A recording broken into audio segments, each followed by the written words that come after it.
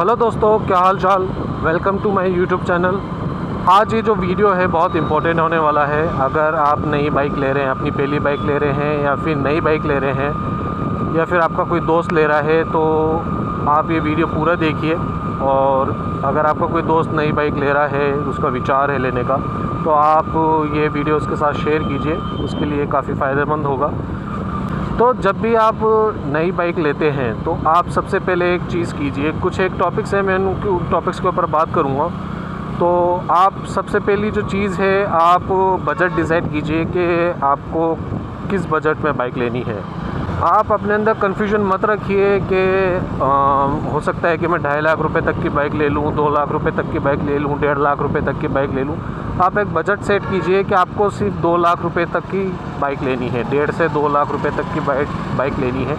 और उस budget segment में आप जितनी भी बाइक्स हैं उनको आप सर्च कीजिए। ऑनलाइन आप सर्च कर सकते हैं कि उस बजट सेगमेंट में कौन कौन सी बाइक्स आती हैं।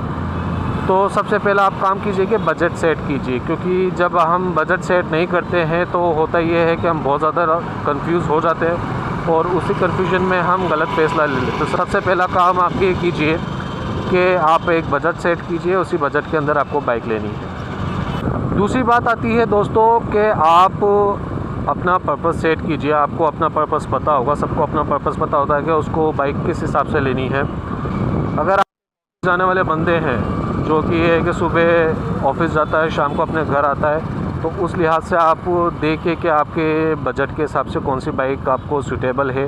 100 सीसी से लेके 200 सीसी तक की जो बाइक्स हैं वो सफिशेंट होती हैं। अगर आपको सिर्फ ये है कि थोड़ी बहुत पावर चाहिए और ऐसा कुछ खास नहीं चाहिए, तो आप 100 सीसी से 200 सीसी तक की जो सेगमेंट में जो बाइक्स हैं उनको आप कंसिडर कर सकते हैं। अगर उसके अलावा बात की जाए कि अगर आप ट्रैवल करते हैं तो ट्रैवल बाइक्स अलग आती हैं जो आप ट्रैवल के लिए यूज़ कर सकते हैं, वो कंफर्टेबल होती हैं। उन बाइक्स की जो राइडिंग पोजीशन होती है और दूसरे फीचर्स होते हैं वो काफ़ी इसी लिहाज से बने हुए होते हैं कि आप ट्रैवल कर सकें उन बाइक्स के ऊपर। तो आप ये पहले अपना पर्पस सेट कीजिए कि आपको किस पर्पस के हिसाब से बाइक चाहिए। फिर आप अपनी जो सर्च है उसको बहुत ज़्यादा हद तक नैरो डाउन कर सकते हैं। तो जो तीसरा पॉइंट है जिसके बारे में हम बात करने वाले हैं वो है फ्यूल एफिशिएंसी। अभी हाल फिलहाल जो पेट्रोल के प्राइसेस हैं वो बहुत ज़्यादा बढ़ चुके हैं, 100 से ऊपर चल रहे हैं और बहुत से लोगों के लिए पेट्रोल डलाना बहुत मुश्किल हो रहा है। तो आप इस चीज़ का भी ध्यान रखिए कि जो बाइक आप चूज़ कर रहे हैं उसमें फ्यूल कंजप्शन कितना होता है। तो जो 3 पॉइंट्स हैं हम उनके बारे में बात कर चुके हैं अभी तक। पहला पॉइंट था बजट, और दूसरा जो पॉइंट था हमारा वो था कि आपका पर्पस क्या है, किस पर्पस के लिए आप बाइक लेना चाहते हैं। तीसरा पॉइंट था हमारा फ्यूल एफिशिएंसी का। तो चौथा पॉइंट अभी हम बात करने वाले हैं राइडिंग स्टाइल के बारे में। आप खुद से ही पूछिए कि किस राइडिंग स्टाइल में आप बाइक को चलाना चाहते हैं। जिस राइडिंग स्टाइल में आप बाइक चलाते हैं, अभी जैसे मैं ये है कि मैं 100 सीसी बाइक चलाता हूँ, सिटी डीलक्स, लेकिन उसमें मैंने ये देखिए आप हैंडल मैंने चेंज कर रखा है। तो इससे ये है कि मेरी जो राइडिंग पोजीशन है वो पहले से ज़्यादा अपराइट हो गई है।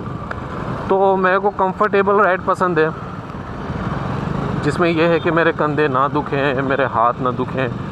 तो आपकी अलग पसंद हो सकती है, आपको स्पोर्ट्स बाइक पसंद हो सकती है, आपको हो सकता है क्रूज़र बाइक पसंद हो सकती है। तो सबका अलग अलग पॉइंट ऑफ व्यू होता है, सबकी अलग अलग पसंद होती है। तो आप ये देखिए कि आपकी राइडिंग स्टाइल क्या है। मार्केट में बहुत तरीके की राइडिंग स्टाइल वाली बाइक्स आती हैं।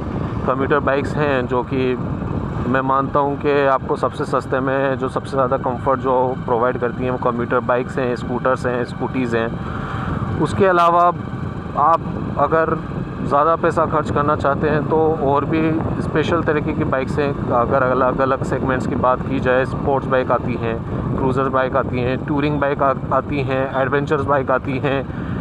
तो आप ये देखिए कि आपको किस राइडिंग स्टाइल में चलाना पसंद है अपनी बाइक, तो उस लिहाज से आप अपनी बाइक को चूज़ कर सकते हैं। उसके अलावा नेक्स्ट पॉइंट ये है कि आप ये देखिए कि जो बाइक आपको पसंद आ रही है, आपकी उस बाइक की जो सर्विस नेटवर्क है वो कितना स्ट्रॉन्ग है। इंडिया में वैसे तो ये है कि ज़्यादातर कंपनीज़ के जो सर्विस नेटवर्क हैं वो काफ़ी अच्छे हैं। अगर हम बजाज की बात करें, हीरो की बात करें, यामाहा की बात करें, रॉयल एनफील्ड की बात करें, तो ये ऐसी बाइक्स हैं कि इनके जो सर्विस नेटवर्क है काफ़ी स्ट्रॉन्ग है। हीरो मोटोकॉर्प, बजाज, ये कुछ एक ऐसी कंपनीज़ हैं जिनके जो सर्विस नेटवर्क हैं वो इतने स्ट्रॉन्ग है कि आपको छोटे से छोटे शहर में भी इनके सर्विस सेंटर्स अवेलेबल हो जाएंगे। और ये है कि कोई भी मैकेनिक इन बाइक्स के ऊपर काम कर सकता है ईज़िली। तो ये देखिए कि आप जो बाइक ले रहे हैं उसका सर्विस नेटवर्क कैसा है, और जो दूसरे मैकेनिक्स हैं वो उस बाइक को रिपेयर कर सकते हैं या नहीं कर सकते हैं। इसके बाद नेक्स्ट पॉइंट जिसके ऊपर हम बात करने वाले हैं वो है कि लॉन्ग टर्म एक्सपेंसेस कैसे होंगे, कितने होंगे। तो सपोज़ कीजिए कि आपने एक बाइक ली है, 2-2.5 लाख रुपए की एक बाइक ली है। सपोज़ कीजिए 2 लाख रुपए की एक बाइक ली है आपने। अब वो बाइक लेने के बाद में उस बाइक की जो सर्विसेज हैं वो कितनी महंगी हो रही हैं, उसका फ्यूल कंजप्शन कितना हो रहा है, वो बाइक कितना फ्यूल कंजप्शन कर रही है। आपने 2 लाख रुपए की बाइक ली और वो फ्यूल कंजप्शन ज़्यादा करती है, फ्यूल एफिशिएंसी आपको जो ये है उस बाइक में कम मिलती है। और ये है कि उस गाड़ी की सर्विसेज भी ज़्यादा हैं, पार्ट्स उसके महंगे हैं, एक्सेसरीज उसकी महंगी है। तो ये है कि ओवरऑल लॉन्ग टर्म में वो बाइक आपको बहुत महंगी पड़ेगी। 2 लाख रुपए आपके बजट में थे, लेकिन उसके बाद के जो खर्चे हैं, महीने के खर्चे हैं या फिर सर्विसेज के जो खर्चे हैं, एक्सेसरीज़ के जो खर्चे हैं, वो उस बाइक से ज़्यादा महंगा पड़ जाएगा। तो इस चीज़ का भी आप ध्यान रखिए, जितनी महंगी बाइक होगी उसके एक्सपेंसेस उतने ज़्यादा होंगे। आप जितनी महंगी गाड़ी लेंगे उसकी सर्विसेज उतनी ज़्यादा होंगी। अब अगर बात की जाए 650 सीसी की स्पोर्ट्स बाइक हैं, 1000 सीसी की स्पोर्ट्स बाइक हैं, उनकी जो सर्विसेज होती हैं वो हज़ारों रुपए में होती हैं। तो आप इस चीज़ का भी ध्यान रखिए कि जो बाइक आपने चूज़ करी है उसकी फ्यूल एफिशिएंसी जो है वो कितनी है। उस बाइक के फ्यूल एफिशिएंसी का मंथली जो खर्चा पड़ेगा, एक्सपेंसेस होंगे, वो कितना पड़ेगा। मंथली जो सर्विस होंगी, महीने में, 2 महीने में, 3 महीने में जो सर्विसेज होंगी उनमें कितना खर्चा आएगा। उसके अलावा आप ये देखिए कि उसकी एक्सेसरीज़ में आपको कितना खर्चा आएगा। तो उस हिसाब से आप एक बजट सेट करके अपनी बाइक को चूज़ कीजिए। अब लास्ट जो टॉपिक जिसके ऊपर हम बात करने वाले हैं वो है रीसेल वैल्यू। तो आप जब भी अपनी बाइक जब चूज़ करें तो ये देखिए कि उस बाइक की रीसेल वैल्यू कितनी है। आप ऑनलाइन जाके चेक कर सकते हैं, कोई भी पर्टिकुलर मॉडल का आप डाल के देखिए तो उसमें आपको अंदाज़ा हो जाएगा कि हाँ ये बाइक कितने में बिकेगी बाद में। तो होता ही है कि हमने बाइक ली, 4-5 साल चलाएंगे हम बाइक, उसके बाद में ये है कि हमें जब वो बाइक बेचनी होगी, नई बाइक लेनी होगी, तो उस बाइक की रीसेल वैल्यू आपको कितनी मिलेगी। तो इस तरीके की बाइक चूज़ कीजिए जिस बाइक में आपको ज़्यादा रीसेल वैल्यू मिले।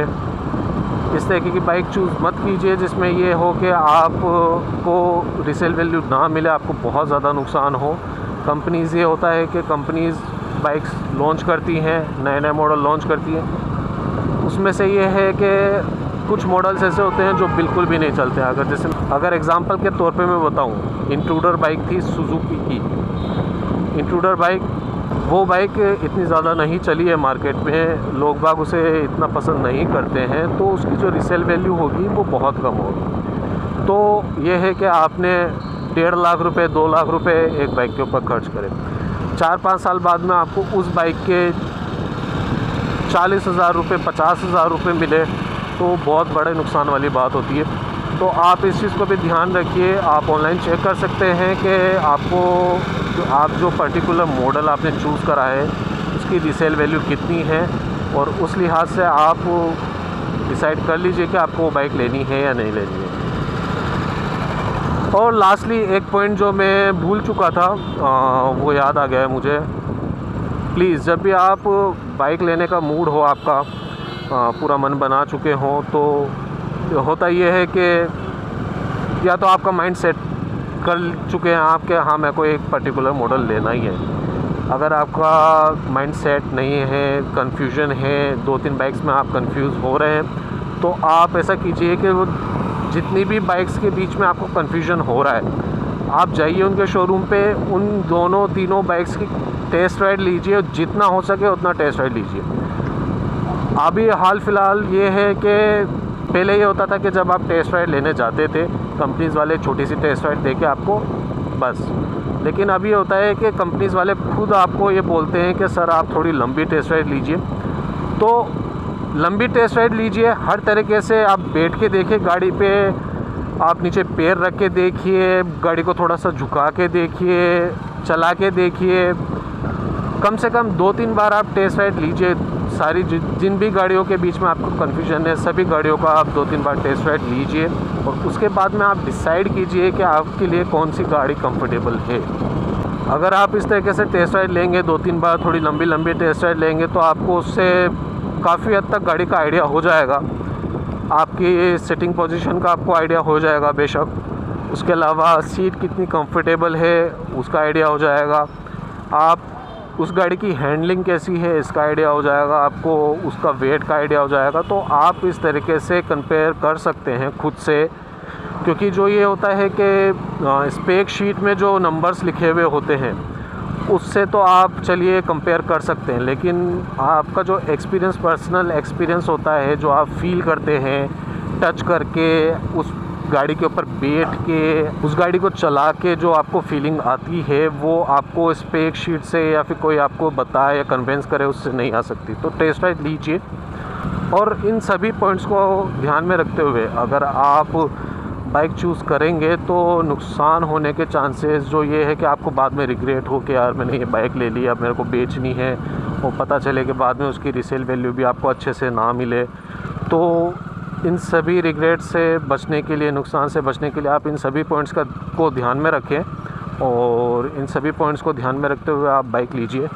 तो ये है कि आप अपनी पसंद की, आप अपने स्टाइल की, आप अपने कंफर्ट के हिसाब से, अपने बजट में रहते हुए, आपने अपने पर्पज़ में रहते हुए वो बाइक आप चूज़ कर सकते हैं। इसके अलावा जब भी आप बाइक लें, साथ साथ में आप हेलमेट भी ख़रीद लें।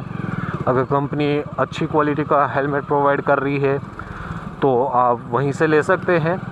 और यूजुअली ये होता है कि जो कंपनीज़ हेलमेट प्रोवाइड करती हैं वो अच्छी क्वालिटी के होते हैं, लेकिन उनकी जो प्राइस होती हैं वो बहुत ज़्यादा होती हैं। वही पर्टिकुलर मॉडल आपको, आपकी जिस कंपनी की आप बाइक ले रहे हैं उस कंपनी की ब्रांडिंग को हटा के वही हेलमेट आपको 50 to 60% सस्ता आपको मार्केट में मिल जाएगा इजीली। तो ये है कि जब भी आप बाइक लें हेलमेट ज़रूर ख़रीदें, अच्छा सा हेलमेट ख़रीदें। ये नहीं कि 300-400 वाला, 500 वाला हेलमेट ख़रीदें, अच्छा हेलमेट ख़रीदें, मज़बूत हेलमेट ख़रीदें। यह है कि हेलमेट एक ऐसी चीज़ होती है कि लाइफ टाइम इन्वेस्टमेंट है। हेलमेट यूँ ईज़िली ख़राब नहीं होते हैं, अगर आप उनकी अच्छी केयर करते हैं तो हेलमेट सालों साल चलते हैं। अभी जो मैं हेलमेट यूज़ कर रहा हूँ ये करीबन 6-7 साल पुराना है और इसमें मैंने वाइज़र चेंज करे हैं अभी तक, तो ऐसा कुछ नुकसान नहीं हुआ है इस हेलमेट को। तो आप हेलमेट ख़रीदिए अच्छा सा और अच्छी सी बाइक चूज़ करें अपने लिए, ट्रैवल कीजिए, मेरी तरह व्लॉग्स बनाइए और ये है कि सेफ़ चलाइए, आराम से अपनी लिमिट में चलाइए, सेफ़ चलाइए, खुद भी सेफ़ रहिए, दूसरों को भी सेफ़ रखें। और इस तरीके के और भी वीडियोस मैं आप लोगों के लिए लेके आता रहूँगा। तो मेरे इस चैनल को सब्सक्राइब कीजिए। वीडियोस पसंद आया हो तो आप प्लीज़ इस वीडियो को लाइक कीजिए, शेयर कीजिए, कमेंट कीजिए। कोई भी सजेशन हो, कोई भी क्वेरीज़ हो, आप मुझसे पूछ सकते हैं कमेंट बॉक्स में कमेंट करके, और अपने दोस्तों के साथ में भी शेयर कीजिए। तो आज के इस वीडियो में बस इतना ही। Thank you so much.